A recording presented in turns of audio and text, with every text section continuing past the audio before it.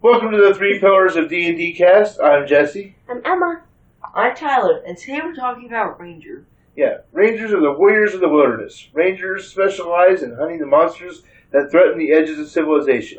Humanoid raiders, rampaging beasts and monstrosities, terrible giants, and deadly dragons. They learn to track their quarry as a predator does, moving stealthily through the wilds and hiding themselves in brush and rubble. Some specialize in hunting dweebs who stick to script way too much. Exactly. So let's get started.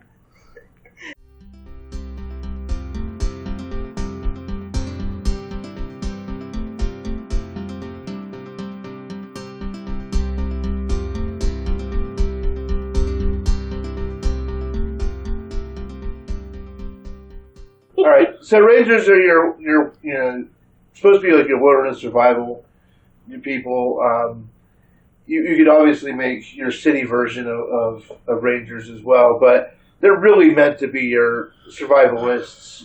The ones who knows what's going on in the wilderness and they're best trackers. The people who know all the best routes and all the best paths and things like that. They can be your scouts in your armies, things like that. They're like, what was best? Someone said earlier today, they're like a rogue and a druid combined.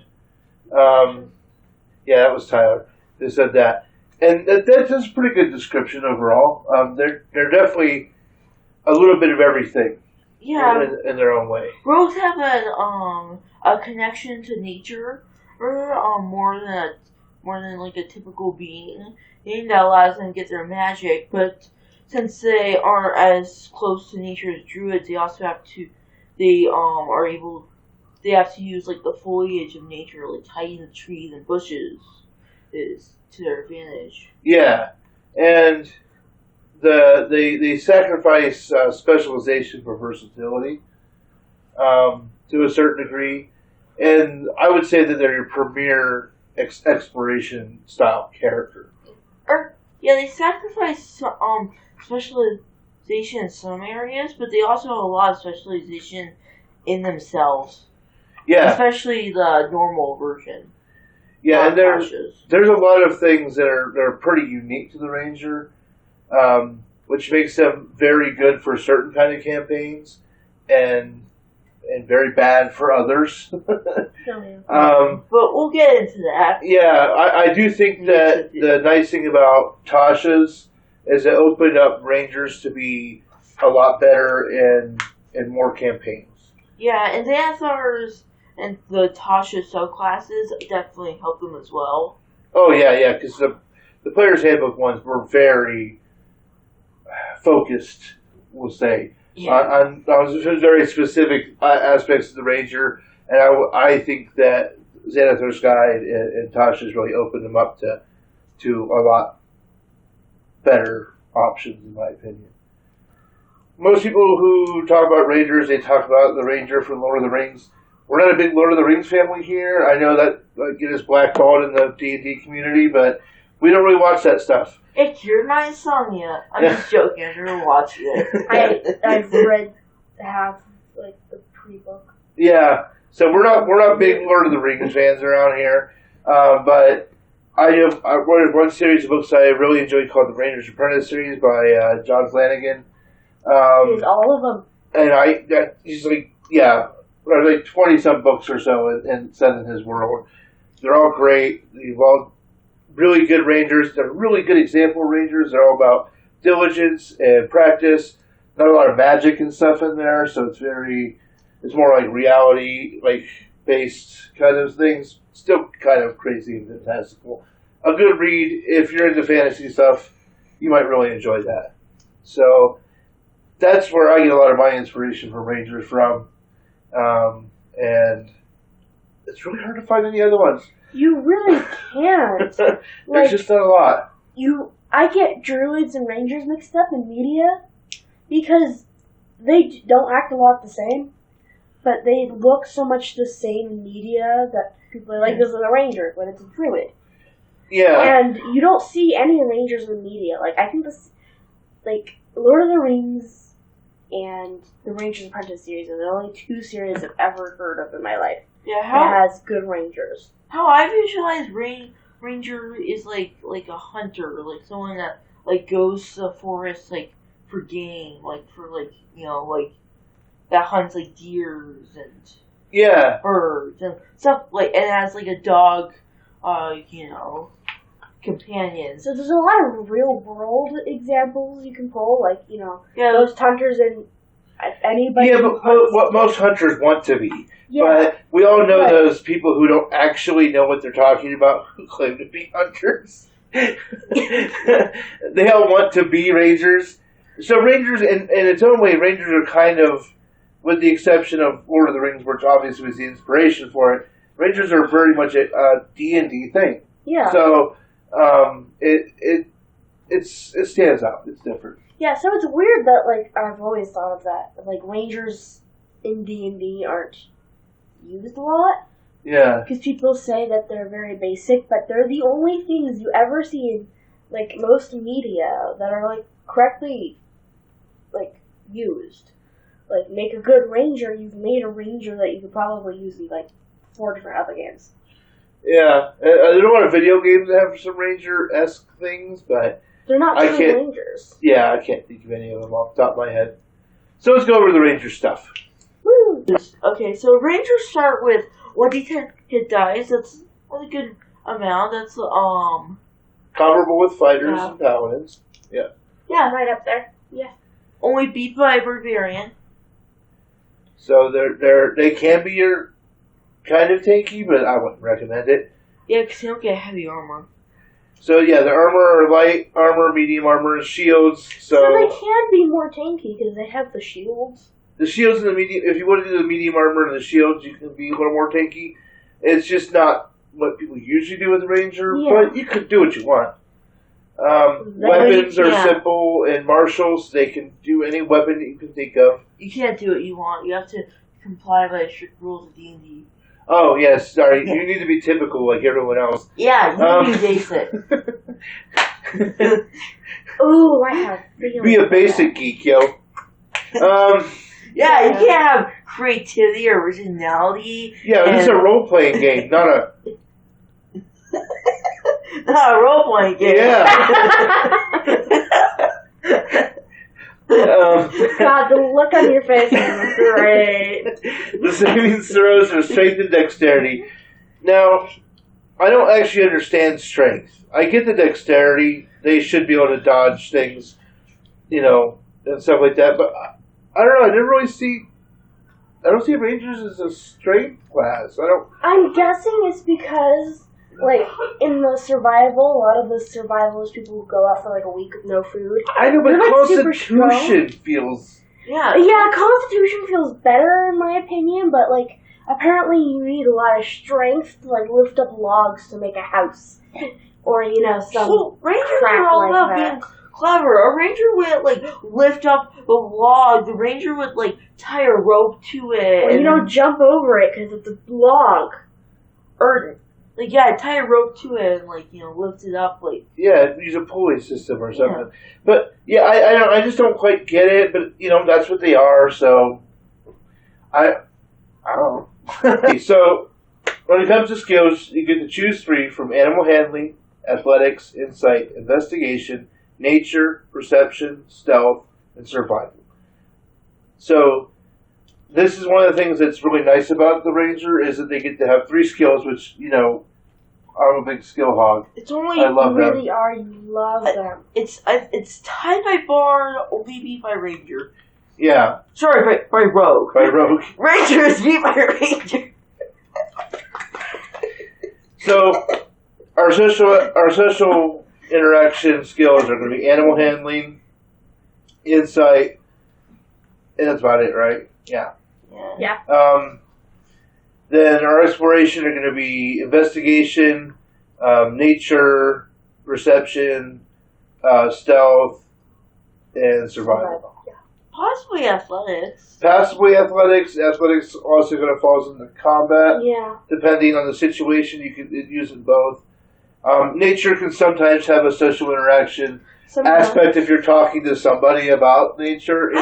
It I didn't think come up, but- animal handling could be social interaction. Oh, it is. Yeah, we said that. Oh, you did? Yeah, I consider talking with animals or plants always to be a social interaction. Yeah, no, you're exactly right. Or dealing with them. Well, animal handling isn't being able to talk to animals. It's being able to, like, calm a wild dog. Yeah. But, communication isn't just about the words that come out of your mouth. It's the nonverbal stuff as well. It's your And that's body what animal language, handling is your nonverbal and knowledge about how to handle an animal in general, like what they're supposed to eat and how you're supposed to how you brush your horse and things like that. You brush your horse too rough, then they'll actually try to attack you. Yeah, which you don't want a horse to attack you. Now, also, again, why athletics instead of acrobatics? Yeah, there's something about Rangers that I don't quite get. That the D&D 5e seems to think Rangers are. Yeah. Maybe I just don't. Maybe I'm thinking about Rangers wrong. Maybe we're all just bad at making Rangers. No. The whole point of part of their whole shtick is they're really good with a bow. Yeah. But there's also whole subclasses that remove the bow from the whole thing. There are?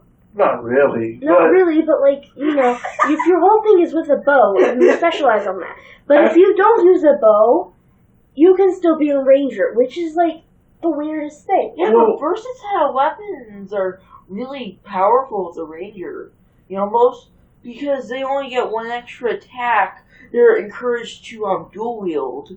So you mean finesse weapons? Well, that's it. A lot of finesse weapons finesse. Finesse. But yeah, a lot of finesse weapons are light. Well, actually, now that I do think about it, if you use a longbow, you gotta be strong. In D&D, it doesn't match up because the stat points, you get bonuses to your long range attacks with your dexterity bonuses and things like that. Your strength bonus doesn't come into it. But actually, to use a bow, you need to be strong. Yes, but to actually hit with that bow, you need to, have good fingers, know where you're going, be dexterous. Exactly, but you can't even use a bow if you don't have strength. So, That's a little straining, but not super. Yeah, I mean, you're only pulling on a string. Oh. The thing is, if you're too strong, you can break that string. Well, or anything else. So you really can't.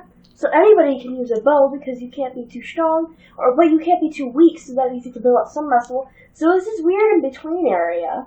Yeah, but people who use a bow have super strong arms because using a compound longbow is hard. It takes 80 pounds of foot strength to do that. Yes, but not all rangers have to use long bows. There's short bows or there's crossbows. Exactly, there are options. But I mean, I'm just trying to justify their strength focus. I still don't get it. I still don't get it. Because it's still dumb. So when it comes to skills, really, you're gonna want to take survival. I mean, that's kind of what you do as a ranger, to be honest. It's usually your tracking and things like that, and some of your other abilities take advantage of survival. So you really want to. I think that's just kind of a one you really want to choose. After that, depending on what kind of ranger you are, you want to do different things.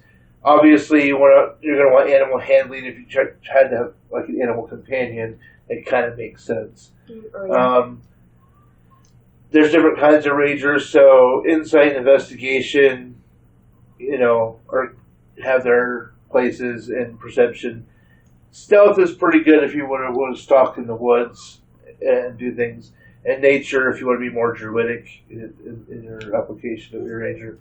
So at level 1 you choose either favorite enemy or favorite foe. And that's if you have Tasha's Cauldron of everything, we do, and that's how we're discussing things. Yes. So we're going to start with favorite enemy. That one appears in the player's handbook.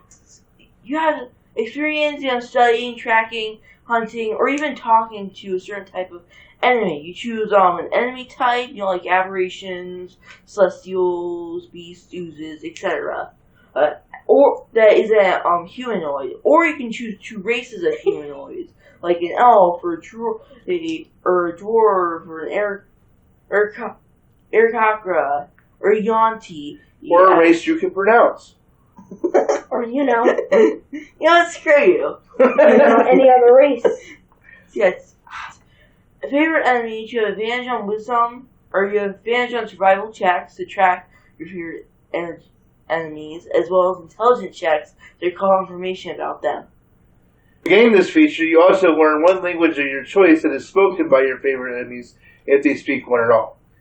You choose one additional favorite enemy and its associated language at 6th and 14th level.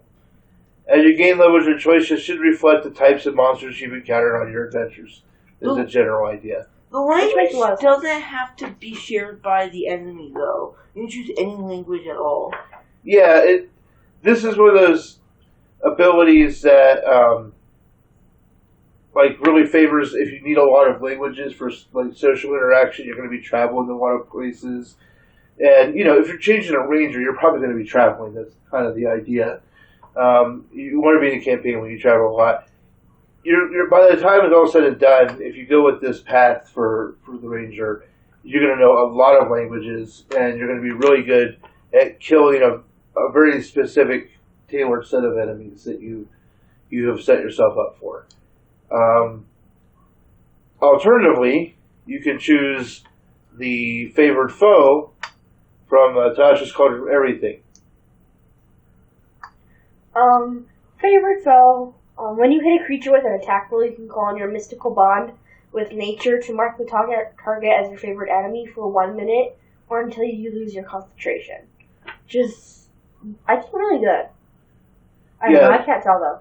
Not great. Well, yeah, this one you're gonna want to focus on making a constitution heavy ranger if you go with this build. The first time on each of your turns that you hit the favorite enemy and deal damage to it, including when you mark it, you can increase that damage by a d4. You can use this feature to mark a favorite enemy a number of times equal to your proficiency bonus. You regain all expended uses when you finish a long rest. So this actually works with the Foe Slayer feature. Which is the level 20 feature you get. Yes, which is nice. And this feature's extra damage increases when you reach certain levels in this class, to 1d6 at 6th level and to 1d8 at 14th. So when you compare and contrast the two of them, you can see that they both get bonuses or more options at level 6 and better at level 14.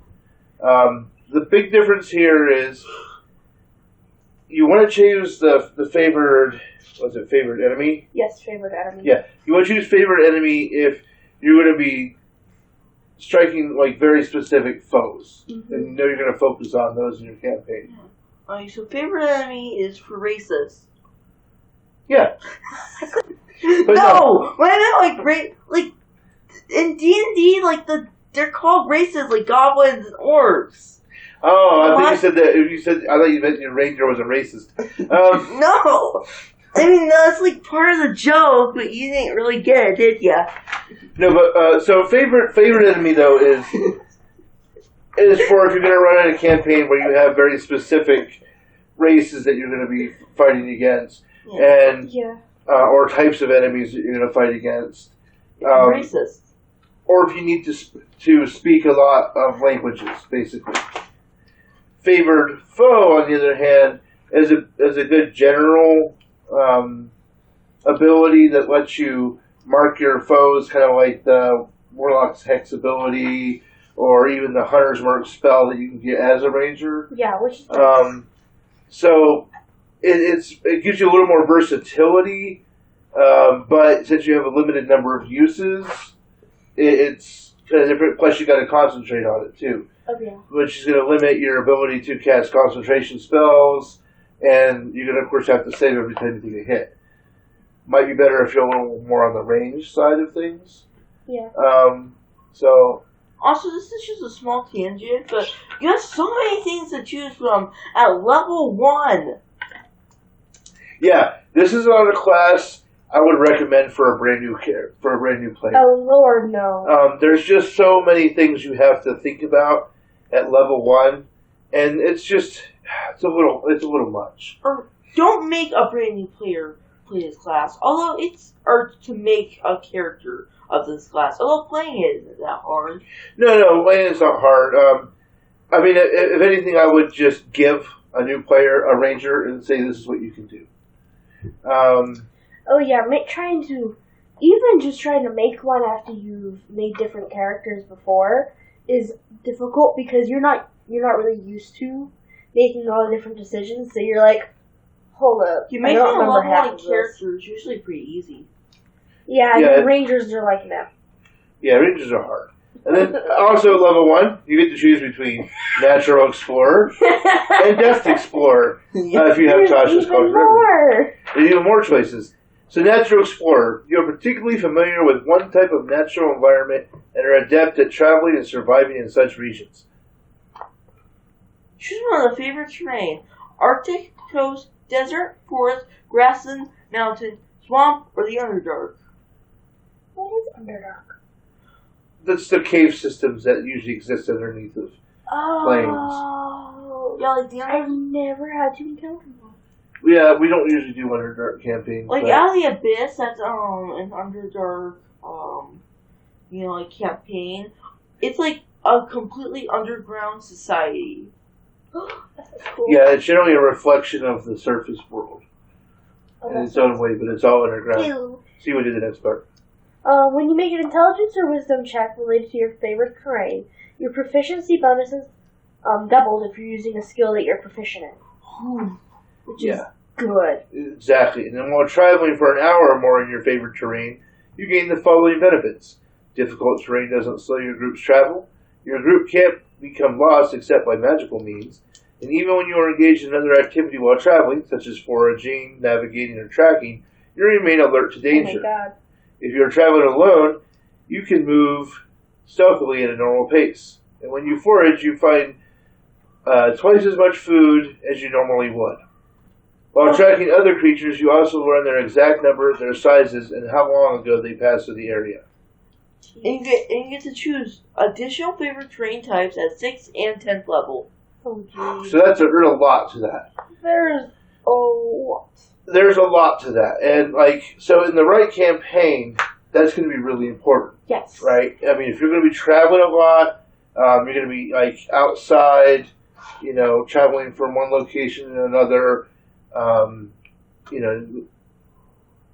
the fact that you're basically not going to be able to be as surprised as easily or ambushed because you're alert to danger while you're doing these things. Other classes aren't. You can find that food you need. You're not getting lost thing. Yeah. That's really nice.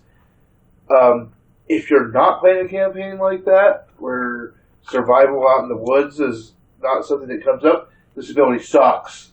Yeah, like if you start your campaign in a forest and then you do a full desert, you're constantly moving around, like most campaigns, then it's just not that good. Yeah.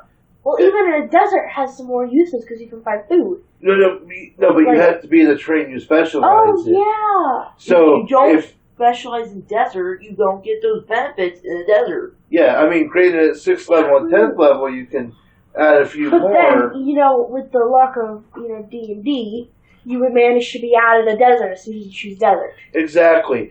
So this is a hard one. This is why I think a lot of people struggled with the Ranger, and I think this is why they presented the Depth Explorer option in Tasha's Cauldron of Everything. Yeah, you really have to talk to your DM before taking this ability. Yeah, this Ranger is a very Session 0 intensive character. Yeah, you really have to be in connection. So this can't be like you've never played with this group before, they're meeting them today type of thing. Yeah, you don't know the campaign. You don't know it. You have to be able to talk with your DM and be like, hey, I want to make a ranger. And then your DM has to be like, oh, Lord. Yeah. I mean, if your DM is like, hey, most of this campaign is going to take place in cities and forests, but we're in a lot of forests traveling around, then yeah, that's great. Or say you're in the Dark Sun campaign setting, which is almost exclusively the desert. Well, yeah, you could take the desert terrain and do quite well, and then maybe in 6th level take Underdark, so that when you're in the underground parts of Dark Sun, you're okay as well, right? Yeah, it's Dark Sun. It's a really great campaign setting. They haven't brought it into 5e. Depresso. But it's where most of the psionics came from. It's a very psionic-heavy campaign setting, and it's a desert world. What do you say it's called? It's called Dark Sun. Dark Sun. So while Tyler looks up that, let's talk about the Depth Explorer from Tasha and Cauldron with everything. So, using Depth Explorer, you're an unsurpassed explorer and survivor both in the wilderness and in dealing with others on your travels, which seems cool. Yeah. At first level, you get Canny, which means you choose one of your skill proficiencies, and your proficiency bonus is doubled for any ability check you make that uses the chosen skill. Yeah, so if you're going to try to mimic some of the advantages of the natural explorer, you'd want to take the survival or the stealth, most likely the survival skill, and give yourself double proficiency in that. And pretty much any terrain that you're in, you're going to do pretty well in. Then what's the next one? You also speak, read, and write 2 additional languages, which is pretty good. Yeah, so you're getting some of that social interaction skill set that you got from Natural Explorer. Not as many, but it's there. Then also more languages. Yeah, we just said that. No, but if you take this with the previous, with the thing beforehand. If you take favored enemy. And Dash Explorer, just so many languages. Yeah, you have so many languages. What languages don't I have? Yeah. The DM was like, okay, do you have this language? Like, yeah. I got them all. We got them all, Cat. I caught them all. They're all in my Pokeball. I have caught them all. I've got a dwarf, I've got an owlet, I got a beholder. I have them all. If you have a fun class of people like catch enemies. Well, would Pokemon trainers be rangers? They would be! They have animal companions. I don't think they would be. They travel through the world. No, think about it. They travel all throughout the world. Especially they spend a lot of time in the wilds. Especially the Pokemon anime, they spend all their time in a forest.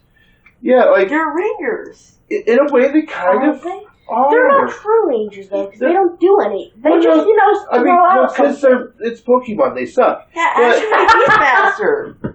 Pokemon is great. What are you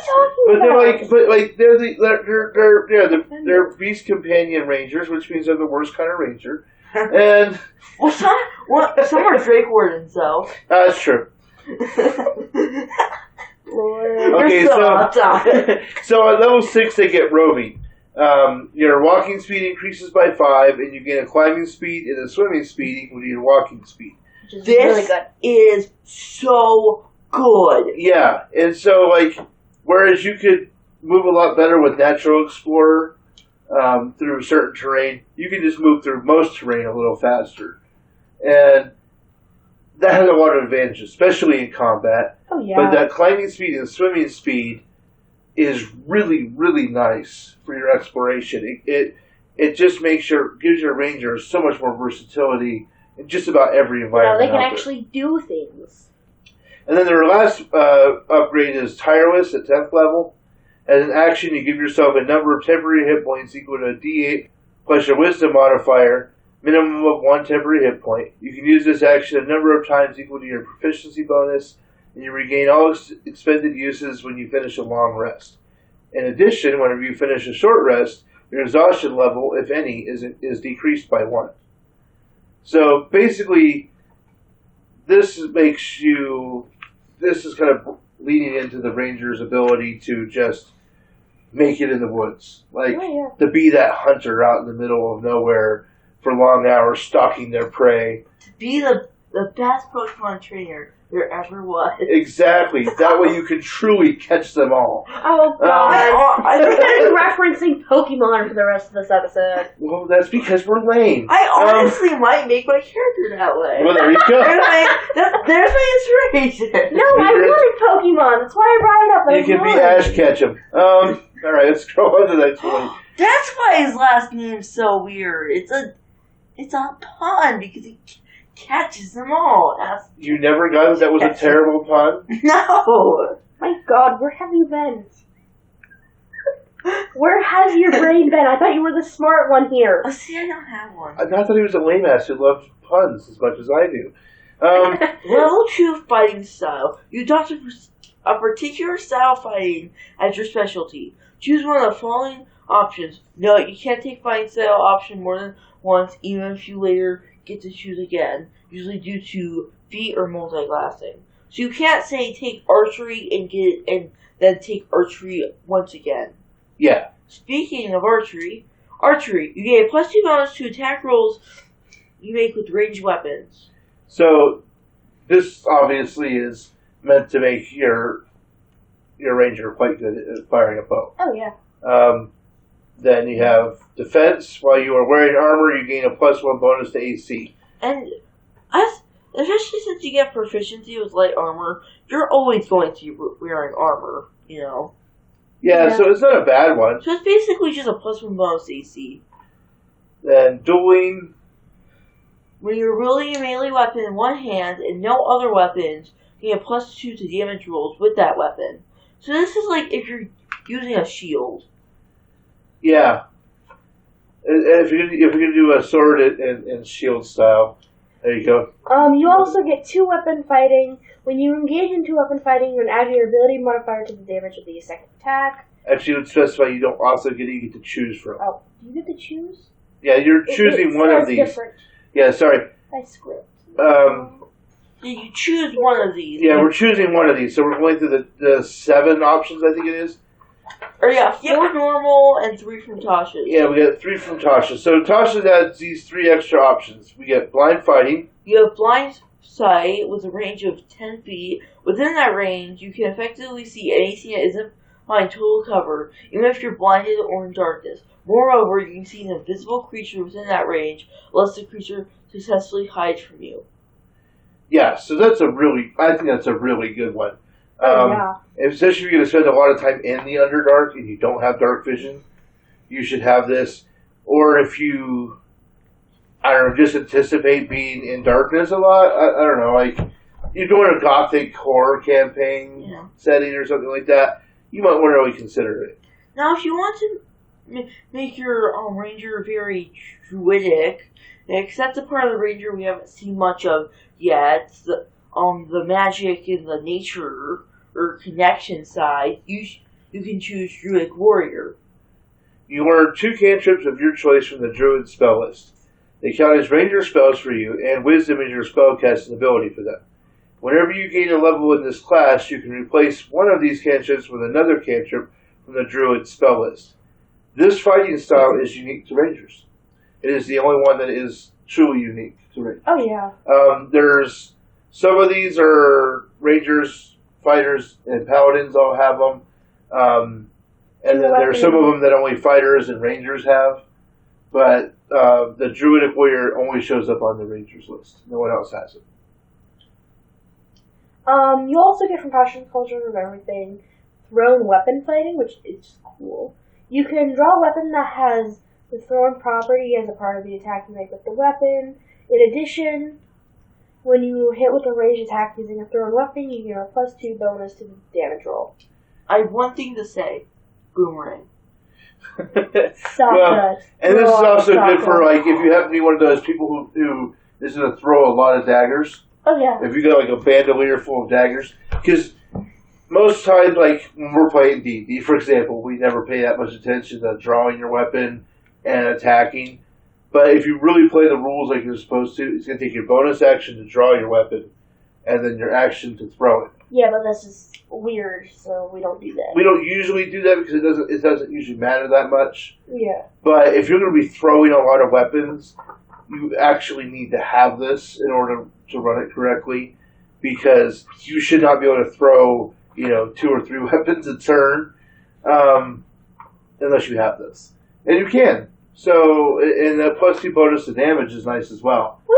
It's a lot of more of a style or a flavor build to your character in its own way, even if you are lazy and don't do the rules properly, like we do a lot of times. Yeah.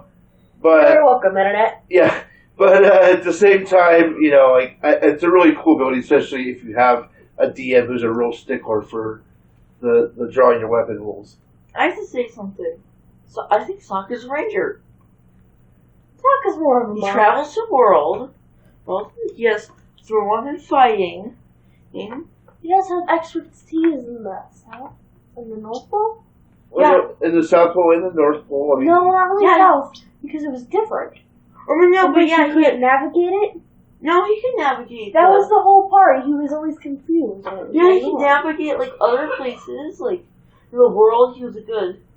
Yeah, actually, yeah, he did really well. He was a good navigator. He was a good map maker.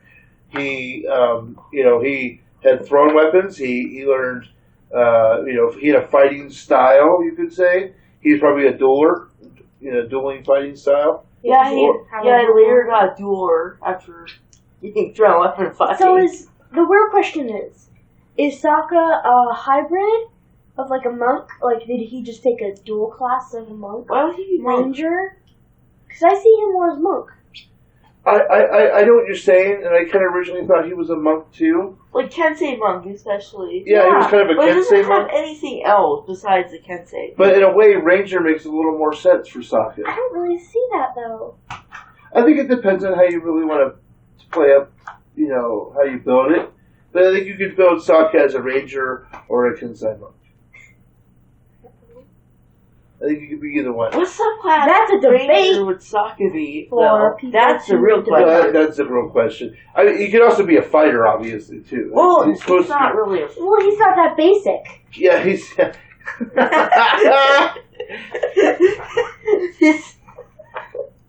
He doesn't have the hydroplasm. He doesn't go skis or whatever. I don't really know. But like, he doesn't have all the scrunchies. He's not a basic He's not beef. the basic one of the group. He's not a basic beef. Not a basic beat. Alright, at top of there's 7 choices that you get to choose from for your fighting style. At level 2, you also get spellcasting. Oh, great spell. You have learned to use the magical essence of nature to cast spells. You're supposed to be kind of like a druid, but you can also flavor it as, if you take a little less of the magical nature spells, you could say that they're just abilities that your ranger has learned. Like, you just know how to do that, like, set snares really well and traps and stuff like that. Because a lot of the ranger spells are just, fancy snares and fancy traps. Yeah, like, you could, like absorb elements could be, like, a way of dodging. Alarm could just be, like, setting a trap.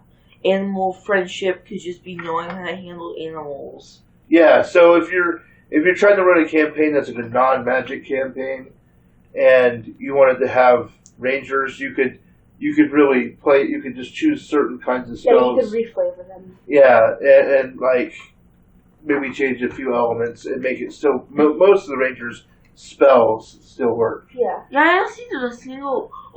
There's plenty of spells that are very, very spells when it comes to rangers, but I know. I think you could flavor each one of them. It'd take a little work, but I think you could reflavor them all. yeah, rangers have spells known and spell slots. They don't need to prepare their spells like some spellcasters, and they can cast any spell they know as long as they have the required spell slots and necessary components, which gives them that versatility that is kind of the hallmark of rangers, and I like that aspect. When it comes to spells known, you have 2 spells at level 2, and those are level 1 spells. You gain an additional known spell at level 3, and every other level after that to a total of 11 known spells at level 19. You can replace one known spell with another spell whenever you gain a level. So you can slowly upgrade your low-level spells to higher-level spells if you want. Spell slots. You have 2 level 1 spell slots at level 3. You gain a 3rd spell slot at level 3, and you gain your maximum 4th level spell slot at level 5. You have 2 level 2 spell slots at level 5, and you gain your maximum 3rd level spell slot at level 7. Wait. You have 2 level 3 spell slots at level 9, and you gain your maximum 3rd spell slot at level 11. So you kind of see how they kind of cascade into their spells. You gain a 3rd level spell slot at level 3? Yeah, because you originally have 2. You gain a 3rd level spell slot at level 9. You But get 2 up of them. there it says Wait, at I'm level 3. confused. What had wrong up there? You gain a 3rd spell slot at level 3. You gain your 4th slot. These are all level 1 spells. Oh, level sorry. 5. I'm sorry. Yeah, no, it's confusing.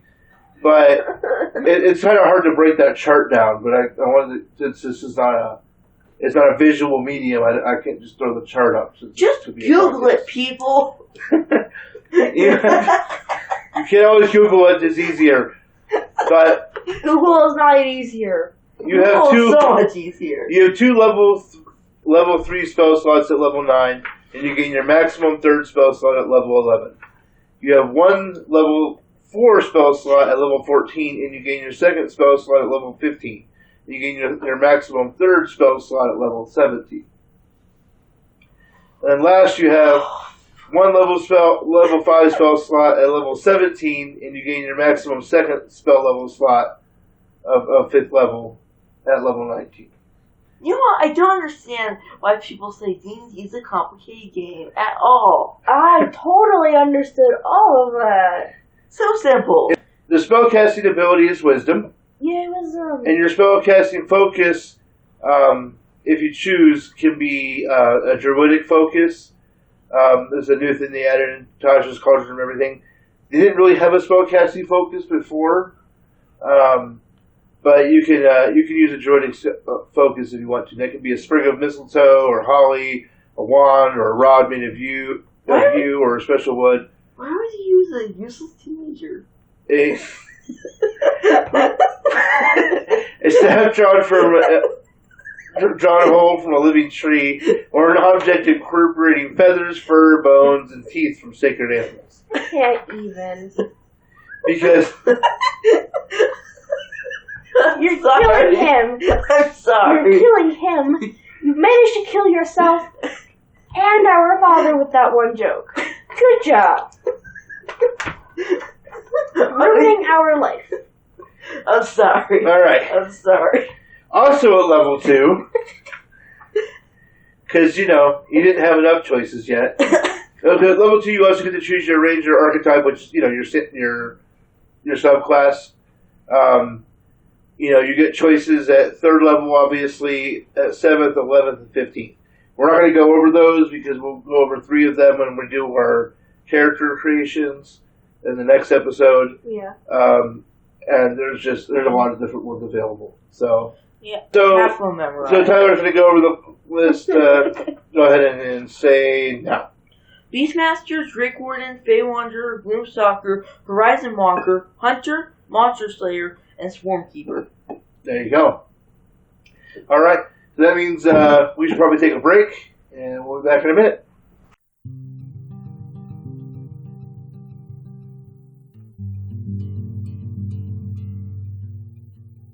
All right. So welcome to the Shameless Plug Break. This is where we point out our stuff.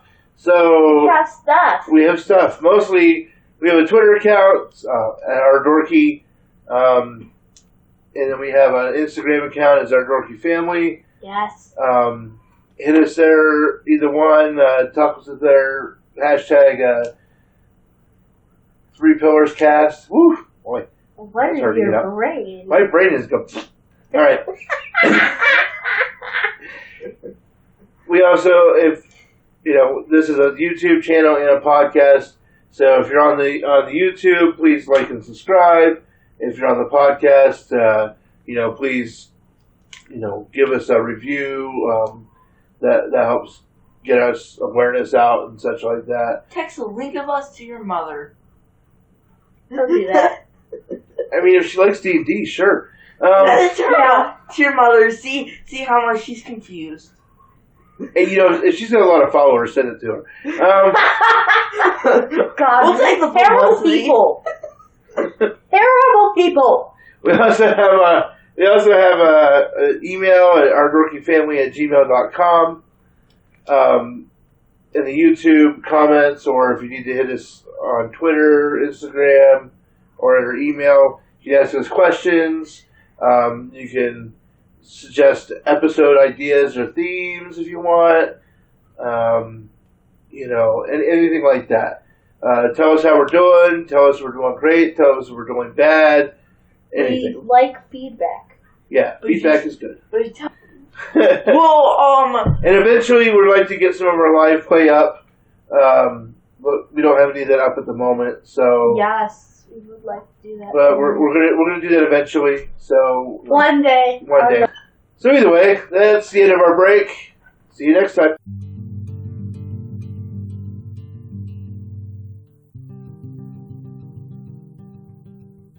So welcome back to the break. At third level, we're finally at third level. I know. At third level. Right? You can choose between primeval awareness and primal awareness. I love how they made the names sound so similar. I thought they're not the same? Hold on. Yeah. I thought they were the same. So, from the player's handbook is primeval awareness. You can use your action to spend one ranger spell slot to focus your awareness on the region around you.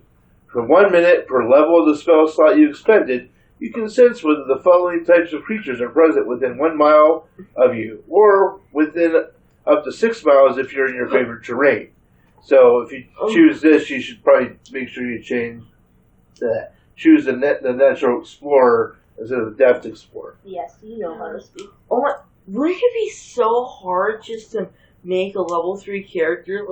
You only have 1 hour to make a character for a campaign about to start, or it has to be level 3. You choose Ranger.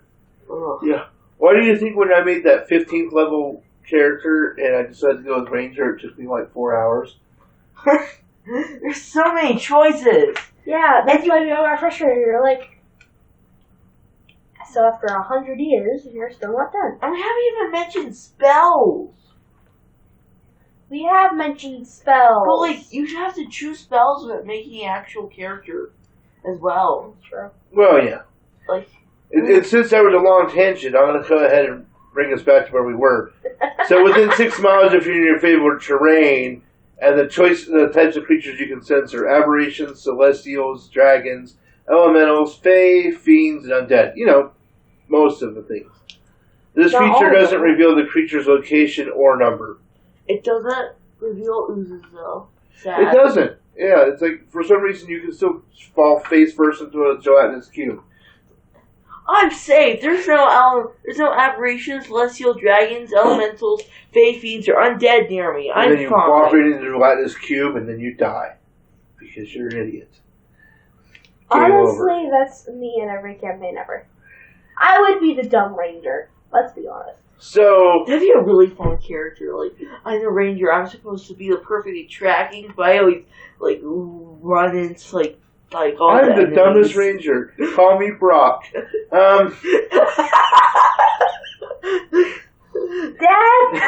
I am good. where are you ruining my childhood? The only thing Brock says is that scavenging or foraging for food.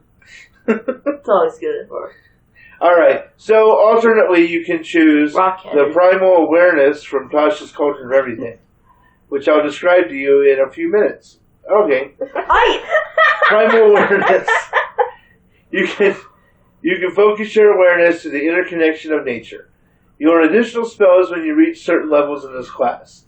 If you don't already know them, these spells don't count against the number of ranger spells you know. So the primal awareness spells are, at third level, speak with animals. 5th level, Beast Sense. 9th level, Speak with Plants. 13th level, Locate Creature. And 17th level, Commune with Nature. You can cast each of these spells once without expending a spell slot, and once you cast a spell in this way, you can't do so again until you finish a long rest. So, these abilities are pretty different. Yeah. Actually. I kind of like the second one better, to be honest. But in certain campaigns, be able to sense if there's certain creature types around you for only one spell slot is kind of good. I don't know why you want to spend your 5th level spell slot for 5 minutes to sense creatures. I don't think that'd be worth it. I'd rather just spend 5 spells, 1 level spell slots. We don't get that many, but you know what I mean. I'd rather spend more other levels. It's not a bad one. I like the second one ability, the Primal Awareness, because you get to cast more spells for free. Yeah. One of each level for free each day. They're very specific spells, but there should be they're not bad ones. There should be like a subclass or a feat or something that allows that turns spell slot level. Instead of having like certain spell slots, they all get combined together and like to cast so you just get like all these spell like points. And to cast like, the 1st level spell that'd just be 1, but cast like a 5th level spell that'd be 5. To be like an MP system. Yeah, there's a whole system you can choose. It's in the Dungeon Master's Guide. That's a thing? Yeah. Yes. Yeah, you can change the entire spell slot system into an MP spell system. There's all the rules for it in the Dungeon Master's Guide. Oh. So if you'd rather do a Final Fantasy or Dragon Quest style MP system, you can do that instead. Now, 4th levels, Rangers get a very, very unique ability that no other subclass gets. It gets a feat or an ability score improvement. This is extremely unique. Yes, Completely. except it's not. And Also, in Tasha's Cauldron, everything you get martial versatility. Whenever you reach a level in this class that grants the ability score improvement feature, you can replace a fighting style, with another one available to Rangers. This replacement represents a shift of focus in your martial practice. so going back to our Sokka example, Sokka! at 1st level or a 2nd level, Sokka would have chosen the thrown weapon fighting style. Because boomerang. Boomerang. But then later on in Understand. season 3, when he visits the Swordmaster, was it Jiraiya? I don't know. I cannot remember what the Swordmaster's name is. Yeah, Jiraiya. Fake. That's a master from Naruto. No, that is the master from Naruto. Yeah, it is the Master of Naruto. We're getting... So Master something. No, Jiraiya's funnier. I can imagine that. Hilarious.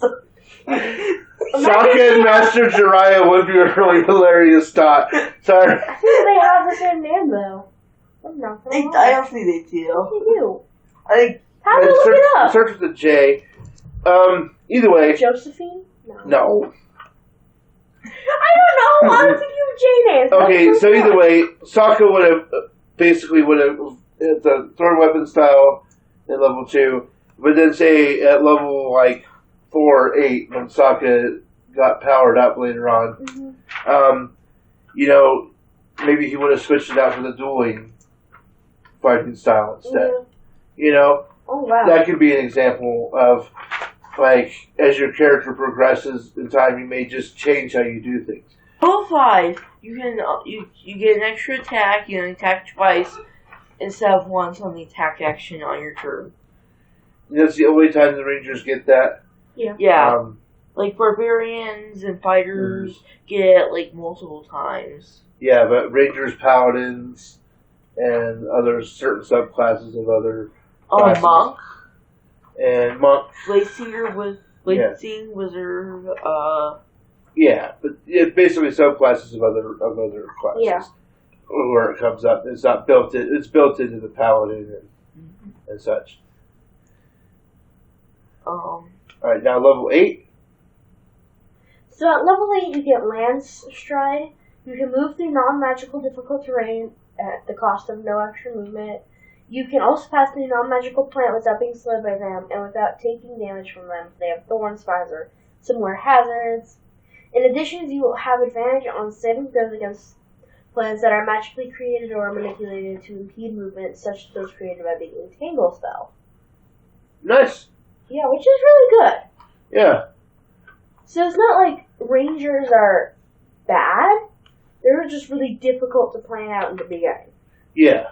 And then level 10, you get choose Hide in Plain Sight or Nature's Veil. Hide in Plain Sight, you can spend 1 minute creating camouflage for yourself. Must have access to fresh mud, dirt, plants, soot, and other naturally occurring materials with which to create your camouflage. Once your camouflage is away, you try to hide yourself by pressing yourself against a solid surface, such as a tree or a wall, that is at least tall and wide as you are. You have plus 10 bonus to stealth checks as long as you remain there without moving or taking actions. Once you move or take an action or a reaction, you must camouflage yourself again to gain this benefit. So basically, you can go into a tavern, cover yourself in cover yourself in shit, and no one will notice you. No, but if you went into a tavern and covered yourself in booze and bar rags, maybe. No, it says you have to have dirt, fresh mud, plants, and other naturally occurring materials. Yeah, wine is like alcohol is natural. Don't test me on this. I get you're saying the rules don't specifically state that you have to be someplace where the camouflage makes sense, but the camouflage probably needs to make sense. Yeah. I do like your pretty obvious. So, all right. This is natural. So, Nature's Veil is the alternative you can take. You draw your powers of nature to hide yourself from view briefly. I'm getting so many druid vibes from these Tasha and Cauldron and everything. Yeah. Type stuff. It's even Tasha, but you know what. As a bonus action, you can magically become invisible along with any equipment you were wearing or carrying until the start of your next turn. You can use this feature a number of times equal to your proficiency bonus, and you regain all expended uses when you finish a long rest. So this is a debate. If you're carrying a teammate, will they go invisible too? It doesn't... Is your teammate equipment? They have equipment. Well, I mean, it depends. Wait. No. If You have a little tiny gnome in your hands. Will it go invisible? Okay, I have the best idea. Okay, so Centaur Ranger, you're carrying like a paladin in like full, paladin like full heavy armor. A Centaur Ranger. Centaur uses his ability to turn invisible. It would turn their equipment and the paladin's equipment invisible. So the paladin would just look like a floating dude. I mean, I suppose if you equip your paladin to your back as a Centaur Ranger, you could possibly do that. But no, in general, I would say probably not. But, as long as you conceivably consider it your equipment, you could probably hide with a lot of things. If it's going to encumber you, it's going to restrict your ability to hide. So it's probably going to make it difficult to do things. So you could say, grab some marble and say, hey, this is now part of my equipment, and then it goes invisible.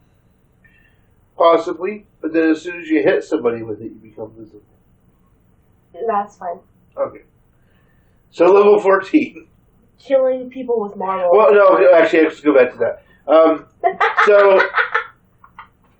So the hide in plain sight is good if you're going to be doing a lot of sneaking around in nature, especially.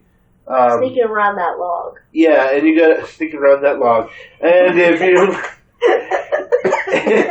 you're going to be in areas for a long time and you have the time to prepare yourself for it, it's nice. You can use it as many times as you want. I mean, it takes a long time, so I don't know. It's not a reaction. It's good. The Nature's Veil, well, like you said, it feels more druidic. It's more of a, you can use it a lot faster, but it has a limited number of uses. Most of the time, unless it feels flavorfully important to use Hide in Plain Sight, I would probably choose the Nature's Veil, to be honest. I think it's just a little more useful. I think it's funny. I still think it's funny that you can just, like, go into, like, a fancy place, cover yourself with shit, and no one knows you. Wine is natural. Just pour a bunch of wine on you. Insects are natural. Just pour a bunch of cockroaches on you. Yeah! You can hide in the streets of New York City. Just strap 2 rats to your face and you're ready to go.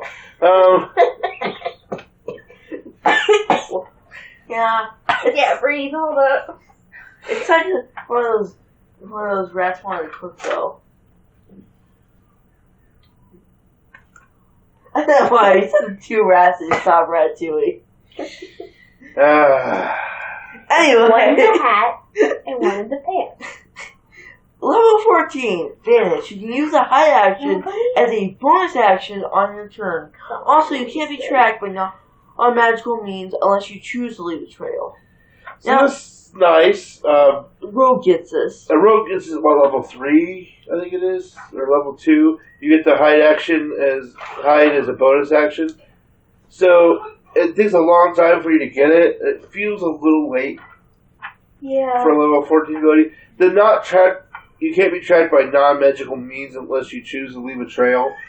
That feels like a level 14 ability in a way. Yeah. I just think they should have paired it with a little more. Yeah. I just don't feel like the hide action as a bonus action is quite good enough to be a level 14 ability. No, really not. It's a good ability. Yeah, it's and good. I like it, but I think that Rangers should have it. I just think they should maybe have gotten that at lower levels, and then you had something a little more impactful at level 14. Something cooler. Yeah, rogues get it at level 2, and it's not just hide. They also get to dash and disengage as a bonus action.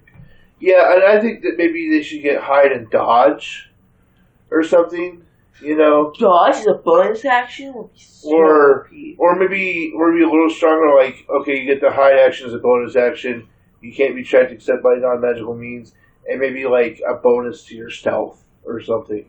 Yeah. I don't know. It just like it feels a little underwhelming. Yeah. To me. So. Level 18 is Feral Senses. You gain a preternatural senses that help you fight creatures you can't see. When you attack a creature you can't see, your inability to see it doesn't impose disadvantage, and your attack rolls against it. Or it doesn't impose disadvantage on your attack rolls against it. You're also aware of the location of any invisible creature within 30 feet of you. So, why would you take blind fighting? Like, the second you level up again, you just remove. Well, yeah, I mean, you get this at level 18. I think there's more to this ability. Yes, there is. Oh, well, it's just provided that it isn't hidden from you and aren't blinded or that's a big deal. at level It's kind of obvious, but level 19 you get to choose another feat, which means you can change your fighting style at level 19. Yeah. If you want to, if you have blind fighting, but between level 2 and level 18 is a pretty big gap. So it would have been worth taking the blind fighting at level 2 if you thought that was necessary. Oh, yeah. Or level 4, 8, 12, or 16. Exactly. Okay, so level 20, Foe Slayer. Or you become an unparalleled hunter of your enemies. Yes. Once on each of your turns, you add your wisdom modifier to an attack roll or the damage roll of an attack you make against one of your favorite enemy, either from the favorite foe or favorite enemy features. You can choose to use this feature before or after the roll, but before any effects of the roll are applied. Yeah, so this is nice. If you're having trouble hitting something, you can add that wisdom modifier, or if you're not having trouble hitting it, you can add some more damage on each of your strikes. This is kind of weak for level 20. Well, I don't know. I kind of like it. I mean, it's an upgrade on your level 2 ability. I mean, I get what you're saying. It feels a little weak, but like at the same time, It's good. It's still pretty good. I've seen worse. But Rogue gets to turn any roll into just a 20 at will. Druid gets to wild shape unlimited time. It's just but like compared to everything this, else. like at the beginning, this ranger is probably really strong, so it doesn't need to get the super strong ability. Rangers are never strong. What are you talking about? Have you played Because nobody has ever made it because they don't understand the depths, and now that we all understand it mostly, well, we understand it. I'm listening to the words for the first time today. I mean, I didn't actually know what half of those things were until I saw them, like, not even, I think, an hour and a half ago. Well, either way. I mean, I get what you're saying. I like the Foe Slayer. Yeah, I like it too. I think it should have had an extra ness to it.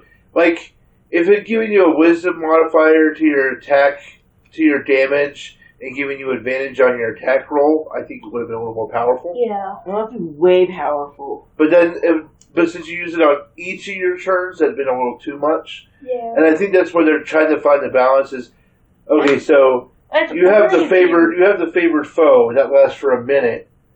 If you hold your concentration, that means you can make 10 attack rolls or damage rolls. Well, actually, because you have your bonus attack, it's 20 attack rolls.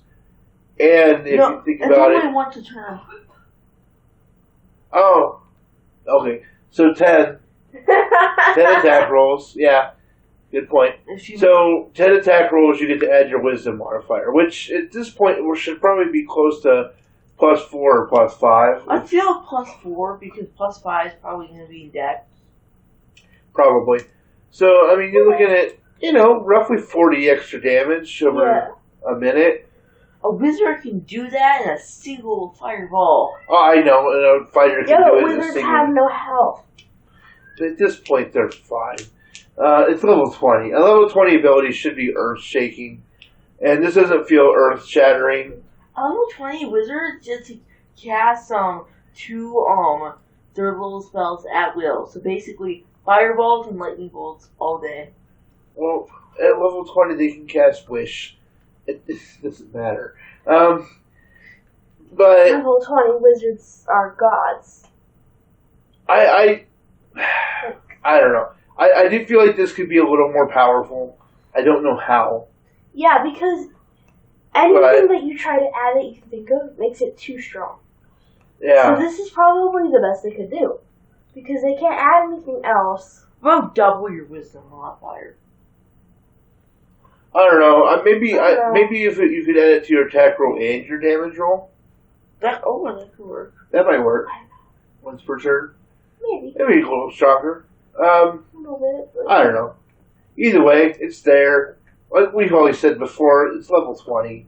No one plays level 20 characters. unless they want to do a stupid one shot where nothing really matters. Yeah. I mean, Those one shots are fun. one shots are fun, but yeah, I don't know, it's there, it's something. Like we said before, it's hard to come up with something that doesn't make it too powerful. But there you go. Either way, that's the Ranger. Is there anything else you guys want to say? Nope, nothing else related to Ranger. Next time, we'll be going over our characters we made for the Ranger. So, see you then. Bye. Bye. Bye.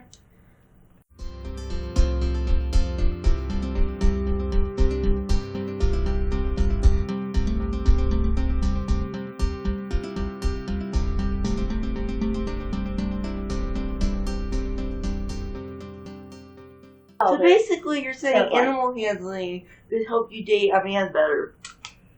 Nothing can help you date a man better. They're animals, though. You're not wrong. No. You're not wrong. So speaking of animals, let's go on and talk about the ranger. That was a great segue. I love you guys. So, To be in like the stereotypical rogues, you know, the sneaky ones, the one who don't do any heavy lifting. They're like, oh, I'll just sneak my way around this log. Instead of, lifting it up. They're like, I'll just jump around it. Sneak around the log. Put that into a shirt. If you ever get popular enough that we can get shirts. I'm a ranger. I sneak around logs. No, it was a rogue. Rogue Sneak around logs. Sorry. I'm a rogue. I sneak around that log so I don't have to fight.